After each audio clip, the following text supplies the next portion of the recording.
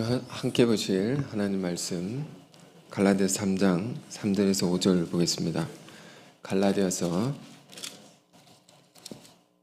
3장 3절에서 5절입니다. 세 구절의 말씀을 저와 여러분이 함께 읽어보겠습니다. 시작. 너희가 이같이 어리석으냐? 성령으로 시작하였다가 이젠 육체로 마치겠느냐? 내가 이같이 많은 괴로움을 헛되이 받았느냐? 과연 헛되냐? 너에게 성령을 주시고 너희 가운데서 능력을 행하시는 이의 일이 율법의 행위로서냐? 혹은 듣고 믿음에서냐? 아멘. 이 말씀은 이제 갈라디아 교회에 보내는 사도 바울의 편지 중에 일부입니다. 바울이 이 편지를 왜 보내는 것인가? 갈라디아 교회가 처해 있는 위기가 있기 때문입니다. 한국말에 풍전등화라는 말이 있습니다. 바람 앞에 등불이다. 곧 꺼진다는 것입니다. 곧 사라진다는 것입니다. 그만큼의 큰 위기가 갈라디아 교회 가운데 오게 되었다는 것입니다. 근데 이 위기를 어떻게 잘 헤쳐나갈 수 있는가? 갈라디아서 6장까지 있는데요. 다른 책에 비해서, 성경의 다른 책에 비해서 그리 많지 않습니다. 내용이. 그러나 이 안에는 우리 신앙의 가장 핵심적인 내용이라 할 수 있는 우리 인간 영혼이 진정한 자유에 이르는 길을, 영혼이 자유에 이르는 길을 우리에게 가르쳐 줍니다. 그러나 또 우리가 갈라디아서를 통해서 배울 수 있는 중요한 것은 무엇인가 하니 우리 교회가, 우리 신앙이 위기에 처했을 때 그것으로부터 어떻게 벗어날 수 있는가를 가르쳐 주는 것입니다. 그렇기 때문에 이 갈라디아서가 우리에게 너무 소중한 말씀인 것입니다. 어떤 분이 위기라는 말의 한자를 두 단어가 합쳐진 것이라고 얘기해 주셨습니다. 위기, 위험과 기회가 합쳐진 단어다. 즉 위기는 위험하지만 그 속에 기회가 담겨 있다는 거죠. 우리 신앙도 위기에 처할 때 그 위기를 잘 들여다보면 그 안에 매우 소중한 회복에 더 새로워질 기회를 우리가 찾을 수 있는 것입니다. 그러면서 이 갈라디아서를 우리가 가만히 보면 이 갈라디아서 교회 안에 문제가 뭐냐 말입니다. 이 갈라디아서 교회라는 것은 갈라디아라는 지방에 있는 여러 교회들을 다 가리키는 것인데요. 이 교회들은 어떤 교회였습니까? 사도 바울이 한 명 한 명 전도를 해서 복음을 가르쳐서 그들 주의 일꾼으로 세워서 세운 교회들입니다. 교회들. 큰 희생과 사랑으로 세워 놓았던 교회들입니다. 그 교회들을 세울 때에 바울이 가르쳤던 많은 가르침이 있었겠지만 가장 핵심적인 것이 무엇이었는가? 행위로가 아니라 믿음이다라는 것입니다. 우리가 이것을 정말 많이 보고 이 말씀을 깊이 공부하지 않으면 사실 이해하기 힘든 구절입니다. 바울이 로마서뿐만 아니라 갈라디아서 또 그 외에 여러 편지들 속에서 수없이 반복하는 말이 있습니다. 오늘 본문 5절에도 나오는 말인데요. 행위냐 믿음이냐? 이 뭐에 대한 가르침입니까? 구원에 대한 문제죠. 구원에 대한 문제. 구원에 대한 핵심적인 가르침을 얘기를 하는 것입니다. 바울이 그래서 갈라디아 교우들에게 말하는 것인데요. 너희가 구원을 받게 된 것은 너희 행위로서가 아니다. 너희 공로로서가 아니다. 그게 아니고 오직 믿음으로서다. 이 다른 표현으로 보면 내가 나된 것은 무엇으로 말미암은 것인가? 내가 예수를 믿고 변화되어서 신앙생활을 할 수 있는 것은, 또 다른 표현으로 내가 주의 직분을 받아서 주를 위해 살아갈 수 있는 것은 내 공로로 된 것이 전혀 없다. 주의 은혜로 된 것이다. 지난주에 고린도전서 15장 말씀, 그중에 참 소중하게 다가온 말씀들이 있었는데요. 고린도전서 15장 9절 10절입니다. 고린도전서 15장 9절 10절. 자, 이런 말씀이 있습니다. 바울이 자기 얘기를 하는 겁니다. 나는 사도 중에 가장 작은 자라. 나는 하나님의 교회를 박해하였으므로 사도라 칭함받기를 감당하지 못할 자니라. 그러나 내가 나된 것은 하나님의 은혜로 된 것이니 내게 주신 그의 은혜가 헛되지 아니하여 내가 모든 사도보다 더 많이 수고하였으나 내가 한 것이 아니오. 오직 나와 함께 하신 하나님의 은혜로라. 바울이 어떻게 살았는가? 늘 이런 마음 가지고 살았다는 것입니다. 이런 자세로 주님의 맡기신 일을 열심히 다해 섬겼다는 것입니다. 어떤 힘든 상황 속에서도요. 이 사도 바울의 고백인데 이 고백 속에는 깊은 겸손함이 있고 또 큰 감사가 있는 것입니다. 이 고백 속에는 스스로를 의롭다 여기는 것이 전혀 없고 내가 무엇을 했다라고 자랑하는 것이 전혀 없고 또 힘들다고 불평하는 게 전혀 없습니다. 그저 내게 주신 모든 것이 은혜밖에 없다라는 이 아름다운 고백이 그의 삶의 그의 사역의 밑바탕이 되어 있습니다. 모든 것이 은혜구나. 우리도 그렇지 않습니까? 우리가 죽지 않고 살아있는 것, 이거 큰 은혜죠. 일할 수 있는 것 더 큰 은혜죠. 주를 섬기는 것 더 큰 은혜고, 끊임없이 우린 주의 말씀을 들을 수 있고 깨닫게 될 수 있고, 뭐 그까지 안 가더라도 우리가 이렇게 자유롭게 예배할 수 있고 함께 모일 수 있는 이 교회 공동체가 있다는 것 자체가 얼마나 큰 은혜인 것입니까? 모든 것이 은혜인 겁니다. 우리가 이 소중함을 잃어버릴 때 우리의 삶에는, 우리의 신앙에는 어김없이 위기가 오는 것입니다. 지금 갈라디아 교회가 정말 큰 위기에 빠져 있는 것입니다. 그 위기란 뭐냐 말입니다. 우리의 교회를 생각하면서 내 신앙을 생각하면서 오늘 이것을 깊이 생각해 보길 원하는 것입니다. 사도 바울은 그가 복음을 전할 때 늘 무엇을 먼저 강조했습니까? 죄의 심각성을 강조했습니다. 항상 그것을 먼저 깨닫게 했습니다. 우리도 내 문제를 알지 못하면 이 문제를 해결할 방법을 찾을 수 없습니다. 죄를 먼저 알아야 됩니다. 이런 면에서 바울은 위대한 스승이라는 것입니다. 이걸 깨달아야 되는구나. 죄를 알아야 되는구나.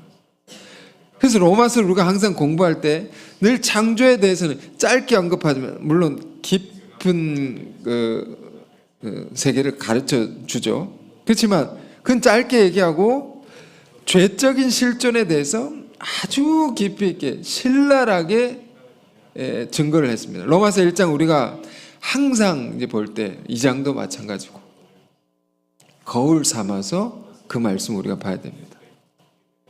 내 안에 있는, 우리 인간 안에 있는 깊은 어둠, 죄에 관해서 이 거울처럼 계속 봐야 되는 거죠. 바울은 우리 안에 깊은 죄에 관해서 우리 안에 뭐가 있느냐? 하나님을 지독하게 마음으로 밀어내는 것이 있다. 지독하게 마음에 두기 싫어하는 것이 있다. 자꾸 우리 안에서 하나님을 밀어낸단 말이에요. 하나님께 지음받은 인간인데 우리인데 그 하나님을 밀어내면 어떻게 되느냐. 필연적으로 따라하는 것이 우상숭배인 것이고 성적인 타락인 것이고 윤리적으로 부패하게 되고 인간성을 상실하게 되는 온갖 죄가 우리 안에 죄를 범하게 된다. 근데 이것은 누구도 예외가 없는 것입니다. 누구도 피해갈 수 없는 것입니다. 근데 그 죄는 하나님 마음에 두기 싫어해서 짓게 되는 그 모든 죄들은 내버려 두면 점점 쌓여가는 것입니다. 결국은 심판을 받게 된다. 그러나 바울은 그러므로 무엇을 강조했습니까? 또 우리가 우리 안에 있는 그 천근만근 같은 죄의 큰 많은 죄를 어떻게 벗을 수 있게 된 것이냐, 어떻게 그 많은 우리 속에 있는 죄악으로부터 우리가 구원을 받을 수 있게 된 것이냐, 뭘로 된 것이냐. 우리가 늘 로마서 갈라디아서를 통해 배우지만 사도 바울이 가지게 된 이 감격이 무엇인가 우리는 그걸 주목해야 됩니다. 너무도 큰 감격이 사도 바울 안에 있는 것인데 그것을 우리에게 가르친 것인데 그는 율법에 매우 철저한 사람이었다고 했습니다. 하나님의 법을 잘 지키는 사람 중에서도 더 열심히 지킨 사람이었습니다. 아주 그러므로 정확한 사람이었고 적당히 살아간 사람이 아니었단 말이에요. 그런데 그 율법을 열심히 지키려 하면 할수록 그에게 다가오는 더 큰 세계는 뭡니까? 내 죄가 이렇게 많은 것이구나 라는 것이었습니다. 율법의 가장 중요한 역할은, 기능은 죄를 깨닫게 해주는 것이라 했습니다. 자꾸 하나님의 말씀을 보면 우리도 예수를 진지하게 믿으려고 하나님의 말씀을 더 많이 알고 가까이 하려고 하면 할수록 오히려 우리 죄가 더 많이 드러날 수 있습니다. 바울 안에 이 고통이 그런 것이었습니다. 내 죄가 이것도 죄구나, 저것도 죄구나.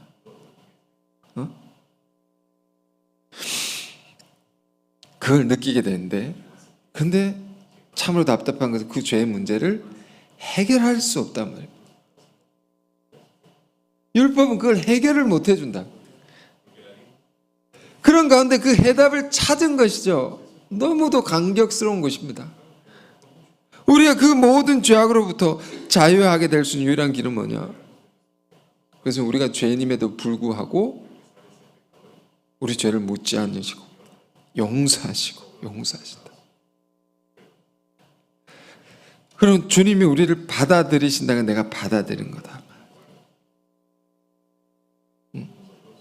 그걸 우리가 한 단어로 믿음이다. 믿음. 이 믿음으로 우리가 구원을 받는다.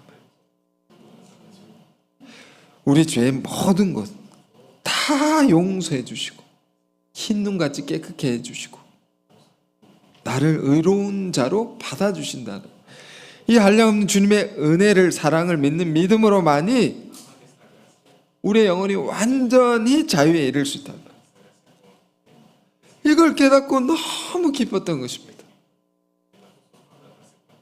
그러므로 이 은혜라는 것은 공짜입니다. 공짜. 왜 이 공짜를 받지 않느냐 말입니다. 사람들이 왜 이걸 받지 못하느냐라는 겁니다. 모르니까 그런 것입니다. 이 본질적인 가르침, 복음의 핵심적인 것까지 들어가는데, 이 간단한 것인데 그걸 알기까지 너무 많은 다른 것들로 둘러싸여 있기 때문에, 진리는, 복음은 사실은 간단한 것입니다. 하나님 주신 사랑을 받으라 말, 은혜를 받으라 말. 그걸 믿으라는 거죠. 우리 늘 듣는 얘기지만 예수천국 불신지옥 팻말을 들고 다니는 사람 최근에도 봤습니다. 그걸 들고 다닐 장소가 아닌데 들고 있는 것입니다. 이제 볼 때 저 느꼈습니다. 이번에 이거 어떻게 느낄까? 제가 느끼는 것이 세상 사람 더 그렇게 느낄 텐데 보기만 해도 꽉 막힌 사람 같고 답답하다 막 꺼려지고, 제가 목사인데도 꺼려집니다. 뭐 저렇게 해다니고 다니나 피하고 싶고, 그런 분이 막 소리치고 다니는 겁니다. 그 메시지, 수종국 불신족, 이게 신앙의 핵심적인 겁니다. 그런 사람은 싫어해도 그가 외치는 메시지는 핵심적인 것이다. 예수를 믿으면 천국이다. 그 안 믿으면 어떻게 돼? 지옥이다. 이게 너무 싫은 겁니다. 교회 안 다니는 사람들이 예수 믿으면 천국, 이것도 싫지만 그래 좋다. 너희가 그렇게 믿으니까 그건 내가 뭐라고 안 하겠다. 그런데 왜 안 믿으면 지옥이라고 하느냐? 내가 안 믿고 싶어서 안 믿는데 네가 왜 지옥 간다고 왜 그렇게 말하느냐? 기분 나쁘다 말입니다. 그래서 난 절대로 예수 안 믿는다. 그런데 여러분, 예수님이 직접 주신 말씀이라고 했죠. 예수님이 뭐라고 했습니까? 요한복음 3장 16절. 요한복음 3장 16절. 하나님 세상을 이처럼 사랑하사 독생자를 주셨으니. 자, 이는 그를 믿는 자마다 멸망하지 않고 영생을 얻게 하려 하십니다. 믿는 자마다 영생을 얻는다. 믿으면 영생이다 말입니다. 믿으면 천국이라는 말입니다. 그런데 그 다음 구절을 보십시오. 3장 18절입니다.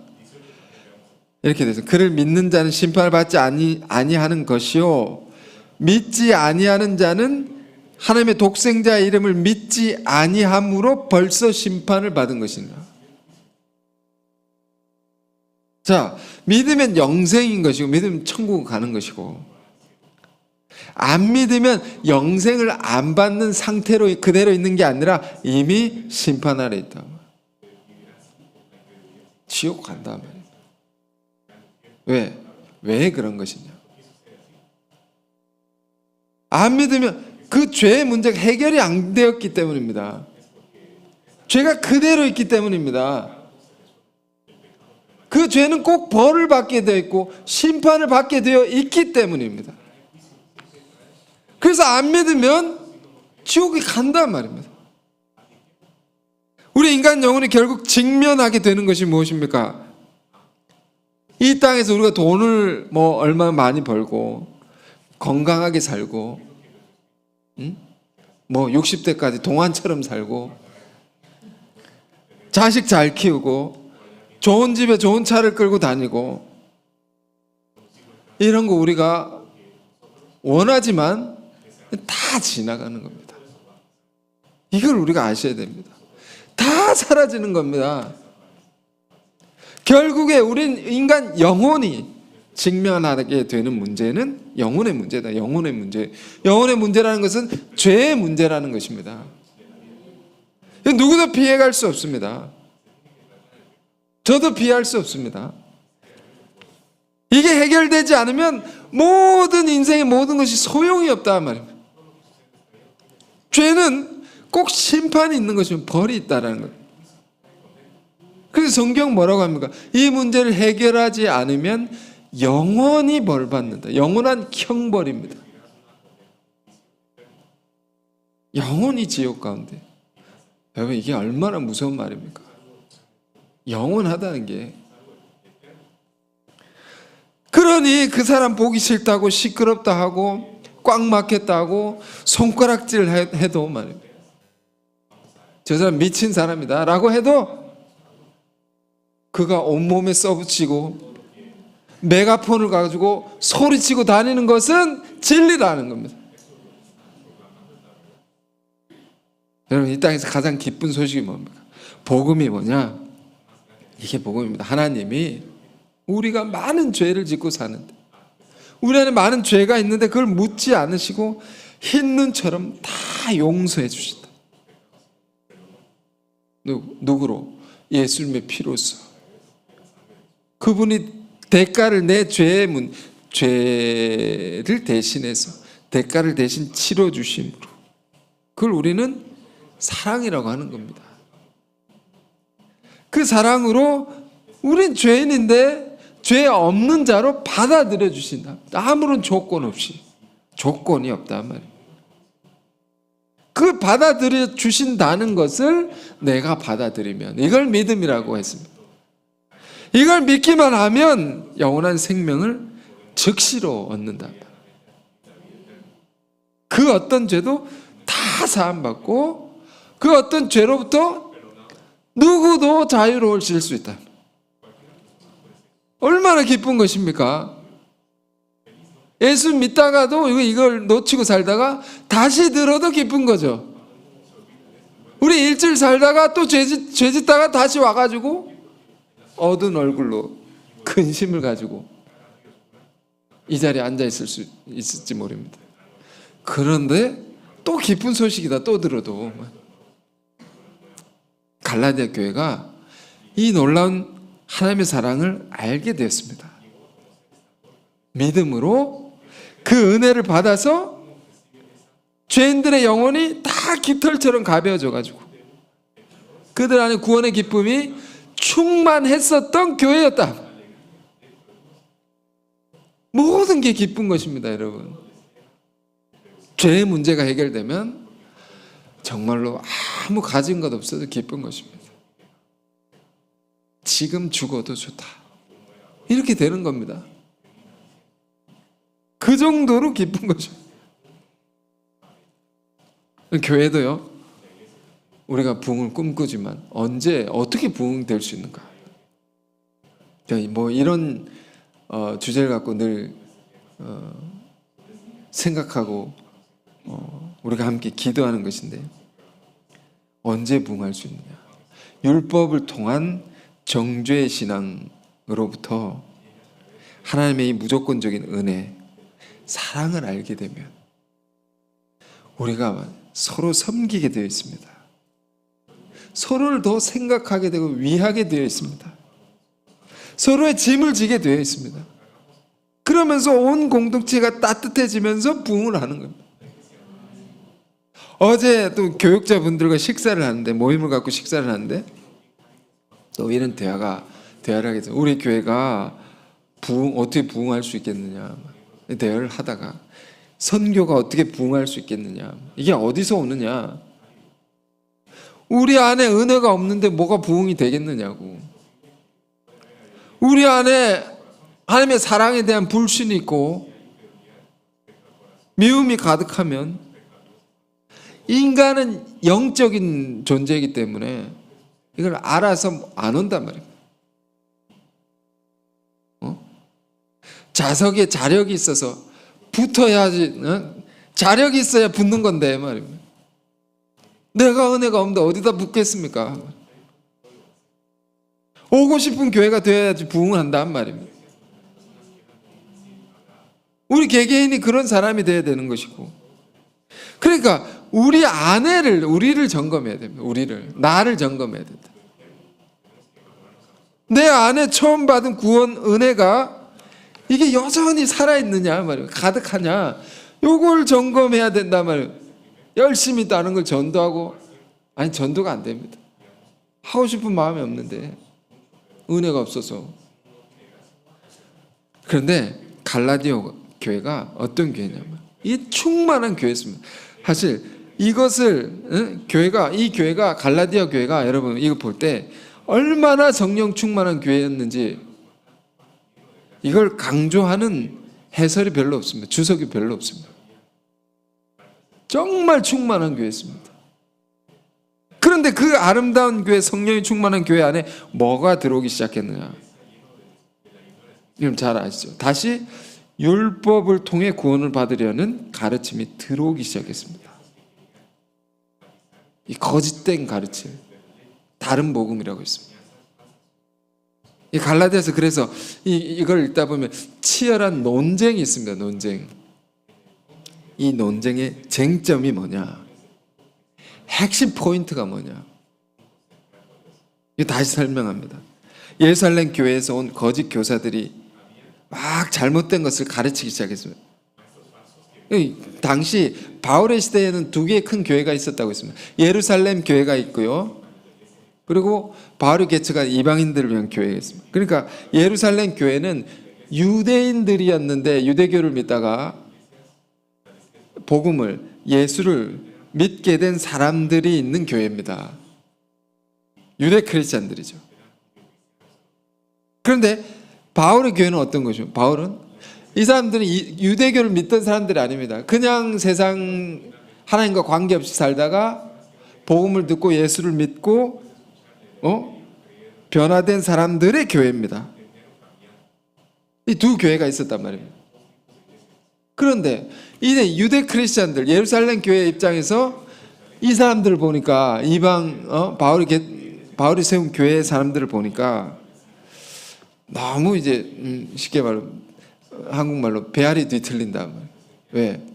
우리는 이 사람들 입장에서 유대 크리스찬들 입장에서 볼 때 우리는 율법도 지키고 할례도 받고 예수를 믿었는데 이 사람들은 공짜로 받는 것입니다. 이게 속이 불편해지는 겁니다. 아니 너는 어떻게 그냥 공짜로 받을 수 있느냐?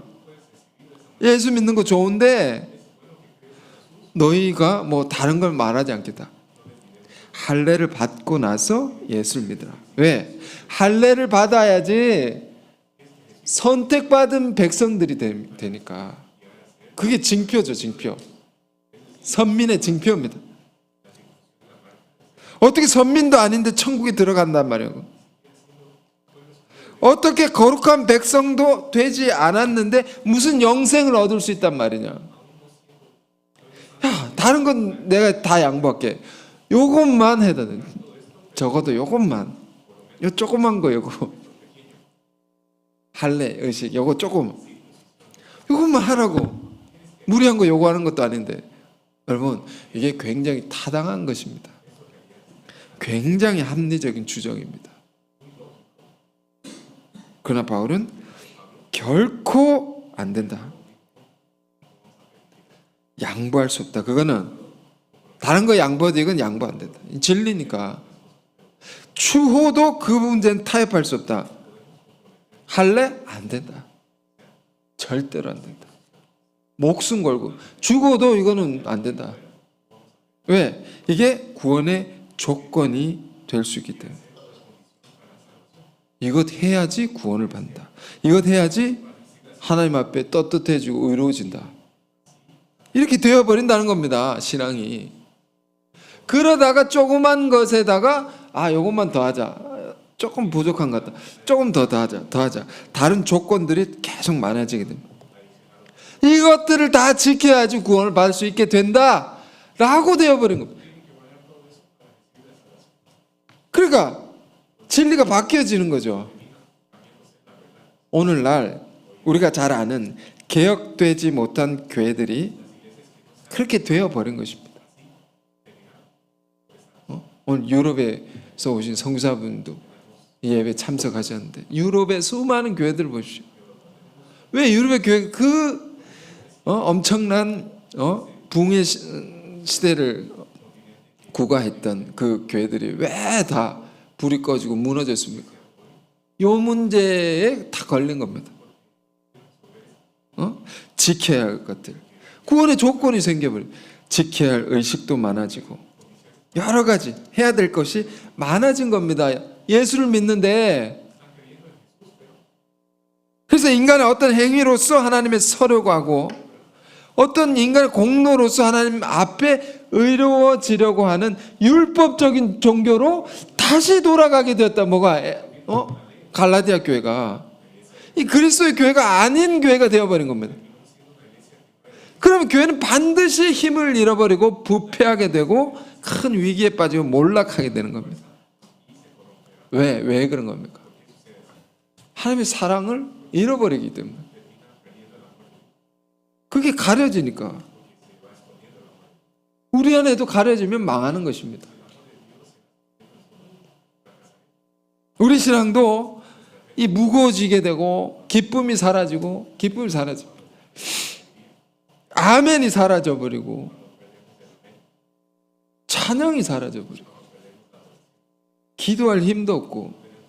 왜 그러냐? 왜? 자꾸 우리 안에 하나님 앞에 자꾸 내 행위와 공로를 자기도 모르게 앞세우고 나가고 있는 것입니다. 하나님과 나 사이에 그 무엇도 끼어들면 안 되는 것입니다. 믿음으로만이라는 것은 아무것도 끼어들면 안 된다 말입니다. 오직 위로부터 내려주신 전적인 은혜로서 내가 나대는 것이라는 것을, 이 순전한 믿음으로 우리가 늘 서야 되는 겁니다. 자꾸 조건을 가지고 선다 말이에요. 우리가 하나님, 저는 이거 해야 했는데 못했고요, 사실 저것도 하려고 했는데 못했습니다.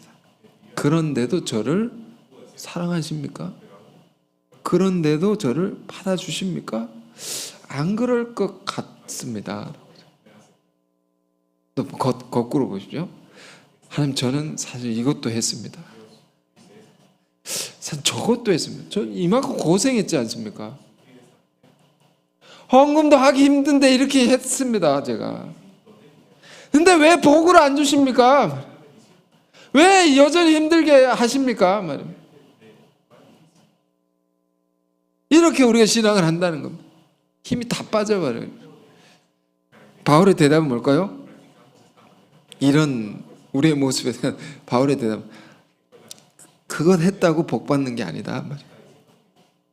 은혜는 그거 했다고 주는 게 아니다 말이에요. 오직 믿음으로 받는 거다 말이에요.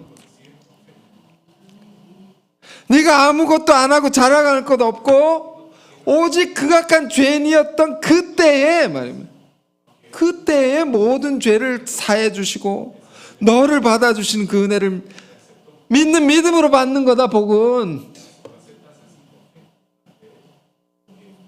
이런 말을 하고 있는 거예요. 다시 얘기를 하는 거죠. 우리가 잊어버리니까 자꾸. 그러니까 오늘 제목이 뭡니까 여러분? 성령으로 시작했다가 이제 육체로 마치겠느냐. 이 바울이 너무 답답합니다. 너무 안타까워. 한숨 섞인 말입니다. 아유, 너희가 이같이 바보 같으냐 말이며, 어리석으냐, 어떻게 이 정도로 바보가 되었느냐 말이며. 성령으로 시작했다가. 여러분, 성령이란 말의 이 의미를 깊이 우리는 깨달아야 됩니다. 성령으로 시작했다는 게 뭡니까? 성령의 이 의미는 뭡니까? 성령은 위로부터 오는 은혜를 가리키는 말입니다. 위로부터 오는 겁니다. 이렇게. 그러니까 전적으로, 일방적으로 하나님이 베푸신 은혜를 말하는 겁니다. 성령은. 그 은혜로 구원받고 그 은혜로 우리가 감격하고 내 영혼이 살아나고 주를 헌신할 힘을 얻고 주를 위해 뜨거웠던 그런 너희 교회가 아니었느냐? 그랬는데 이제 육체로 마치겠네. 육체라는 의미는 뭡니까? 자꾸 인간적인 행위와 공로를 앞세워서 이것 해야 하나님 날 사랑하시고, 이걸 해야 나에게 복 주시고, 이걸 해야 내 일이 잘 되는 것이고, 이런 생각으로, 이게 뭡니까? 율법적인 종교입니다. 그리스도의 교회가 아닌 모든 종교가 이런 것입니다.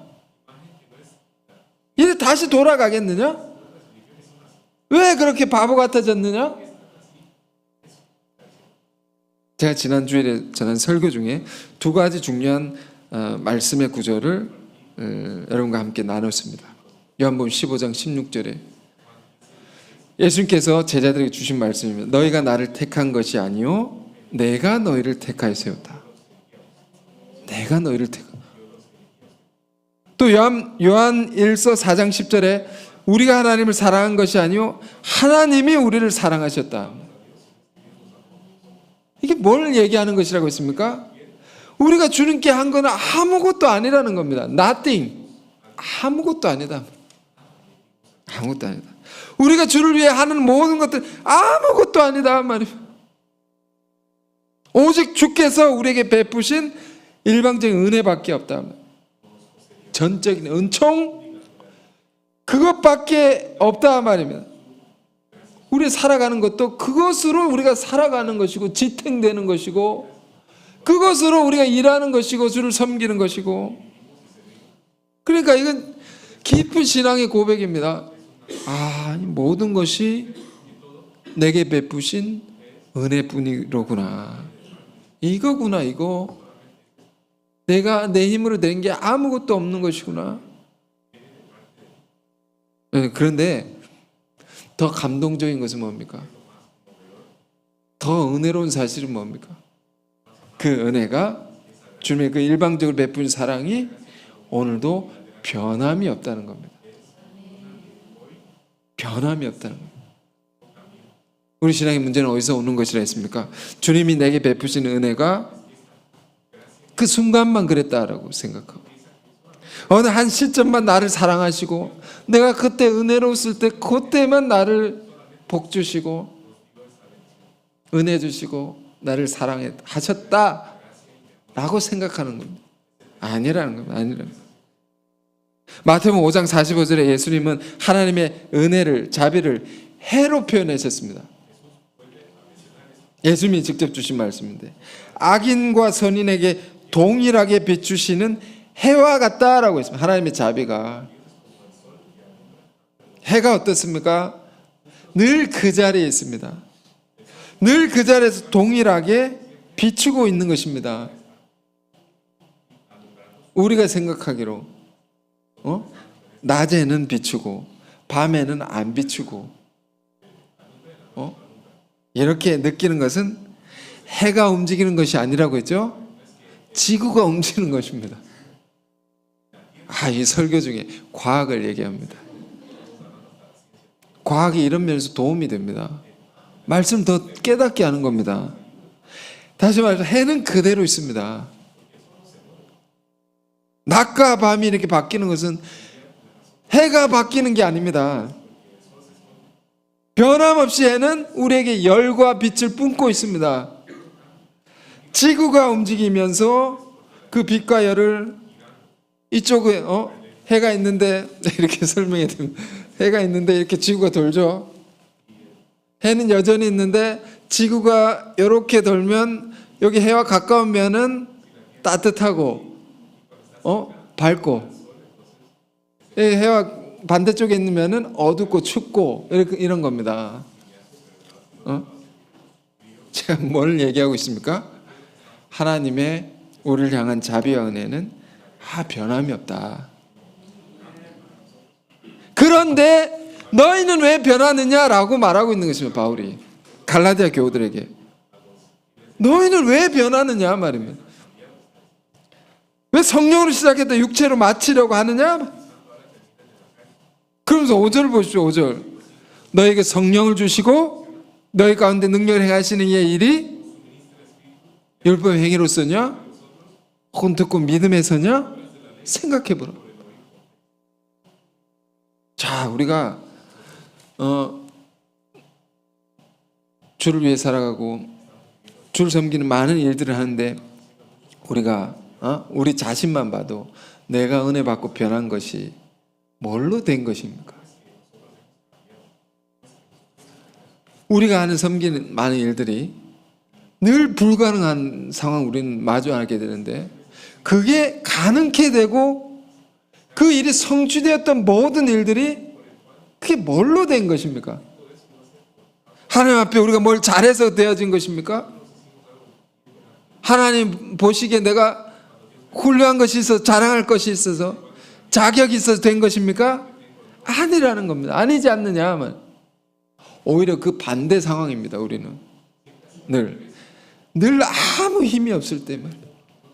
아무 능력도 없고 가진 것도 없고 어떻게 해야 될지 아무 길도 없을 때 오히려 내 죄만 가득하고 잘못한 일만 가득하고 그럴 때에 내가 하나님 살려주소서. 내가 하나님 앞에 엎어져가지고 울면서 회개하고 기도하고 불쌍히 여겨주세요. 살려만 주세요. 그냥 은혜만 주세요. 나 아무것도 할 수 없으니. 그리고 기도하면 나아갔을 때 이게 뭡니까? 이게 믿음입니다. 이런 나라도 은혜 베푸시는 하나님이 아니십니까? 이런 못나고 부족하고 연약하고 말도 안 듣고 내 마음대로 살고 그런 나라도 내가 내 죄를 시인하고 하나님 앞에 나아가서 그 은혜를 구할 때 하나님 그런 자에게도 은혜를 베푸시는 분이 아닙니까? 라고 나아갈 때 하나님이 기적을 일으켜 주셨다. 놀라운 기적이 일어났단 말이에요. 너희 가운데 능력을 행하시는 이의 일이 이 기적들이 어떻게 일어난 것이냐. 바뀔 수 없는 사람이 바뀌고 될 수 없는 일들이 되고 그게 뭘로 됐느냐 말이에요. 행위로서냐 믿음에서냐. 제가 이 말씀 여러 번 설교를 했더라고요. 주일에도. 근데 이게 다시 보면서 다시 생각했습니다. 아, 하나님은 변하지 않구나. 이 당연한 사실인데 내가 변했단 말이에요. 내가 말씀도 변하지 않구나. 여전히 우리에게 말하고 있는데 내가 귀를 틀어막고 듣지 않고 잊고 살았구나. 여러분, 우리 신앙이 어느 때 위기가 옵니까?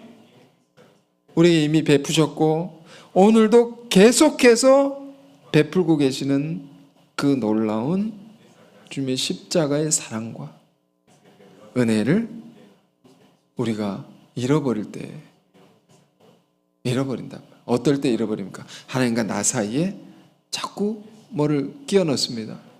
내 행위, 내가 이렇게 했고 못했고, 능력, 내가 이걸 할 수 있고 못하고, 자랑, 난 이걸 했습니다. 저걸 했습니다. 이렇게까지 했습니다. 이런 모든 것들, 이것이 들어가면 하나님의 사랑이 가려진다. 은혜가 쫙 사라집니다. 그러면 우리는 어김없이 우리 신앙은 시들게 되고 힘을 잃어버리고 지치게 되고 낙심하게 되고 무거워진다. 자, 오늘 사도 바울이 왜 이런 말씀을 갈라디아 교회들이 하는지 우리가 깊이 생각하면서 우리 시장에 위기가 왔다고 생각된다면 그 위기 속에 있는 내용을 깊이 우리가 들여다보길 원하고 그 속에 기회가 있다고 하셨으니까 이 말씀을 따라서 새롭게 출발할 수 있는 소중한 기회를 얻길 바랍니다. 그래서 성령으로 시작했다가 육체로 마치는 것이 아니라 갈수록 떨어지는 삶, 이게 아니라 갈수록 올라가야죠. 더 큰 은혜를 사모해서. 그래서 더 많은 성령의 열매를 맺을 수 있는 그런 우리의 삶이 되시기를 주님의 이름으로 축원드립니다. 기도하겠습니다. 은혜로우신 주님, 우리가 자신을 돌아보니 하나님이 우리에 베푸시는 놀라운 은혜를 잃어버리고 우리 자신의 행위와 공로를 앞세워 우리가 무거워지고 지쳐있고 낙심하고 있는 것을 보게 됐습니다. 주님, 우리가 위로부터 내려주신 주님의 일방적인 성령의 은혜로 부름받았고 오늘의 내가 나된 것임을 다시금 기억하게 하옵소서. 성령 시작한 것이 육체로 마치겠느냐? 이 사도의 책망의 음성으로 우리의 잠든 영을 깨워주시옵고 이 말씀이 우리가 새롭게 일어서는데 큰 능력의 말씀이 되게 하여 주옵소서. 변함없이 우리를 사랑하시고 우리에게 은혜를 베푸시는 주님을 따라서 우리도 변하지 않는 자들 되게 하옵소서. 오직 믿음으로만, 오직 은혜로서만, 오직 주님의 그 놀라운 사랑의 능력만을 의지해서 살아갈 수 있는, 일할 수 있는 우리들이 다 되게 하여 주옵소서. 예수 그리스도 이름으로 기도했습니다. 아멘.